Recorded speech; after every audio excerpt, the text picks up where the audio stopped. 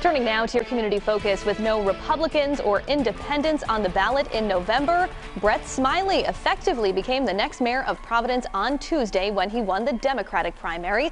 The mayor-elect joins us now live in studio. Thanks so much for being here. Thanks for having me, Kim. So let's start with this. What's your top priority on day one?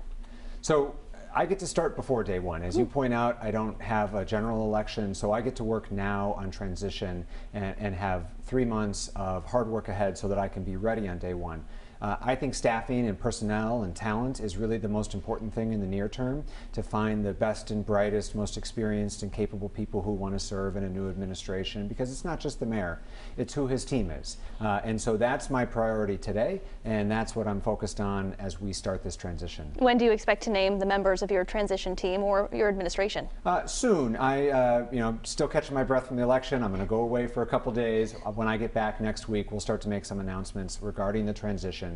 But certainly within the next couple of weeks. Outgoing Mayor Jorge Elorza endorsed your opponent, Gonzalo Cuervo, in the primary. I know he called you on election night. Have you spoken since? Do you plan to meet?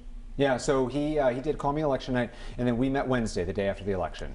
He had me into the office. I have every confidence that it's going to be a smooth and seamless transition. He pledged his full support and cooperation and really wants to see the city succeed. I appreciate that. The past is the past. We're moving forward. We both care passionately about the city, and I have every confidence we'll work great together. Mayor Elorza and Governor Dan McKee had somewhat of a cool relationship. You declined to endorse anyone in the Democratic primary for governor. Now Dan McKee is the party nominee. Are you endorsing him? Absolutely. One of the reasons I stayed out of the race in general is because the city relies so much on a close relationship with the state, and I thought it was important that I have a good working relationship with whoever won.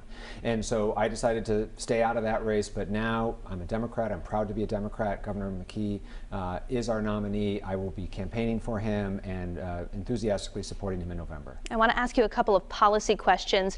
You'll have to renegotiate some payment in lieu of taxes or pilot agreements with some major nonprofits in the city, like colleges and hospitals.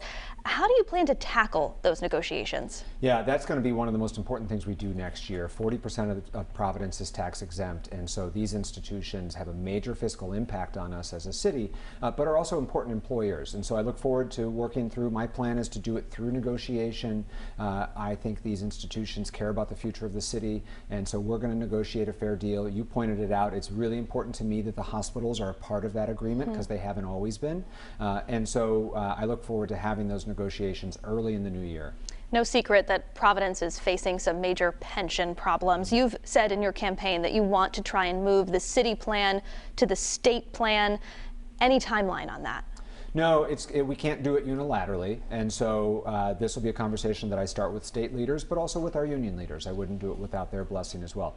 I believe it's in their best interest, although I know some of them need to be convinced of that, and so those conversations will start probably actually now in transition, but then certainly into the new year to see if the state will take us to help us resolve this question once and for all.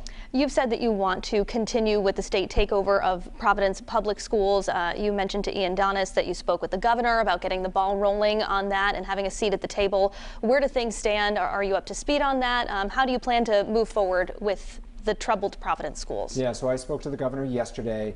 The only item on the call was education, and so we're going to be meeting as soon as I get back from my little time away to get that back on track. You know, one of the, I think, fundamental flaws of our education in Providence has been our inability to actually finish any of these reform plans, and so that's why I feel like we need to actually finish what we started, not just tear it up and start over once again.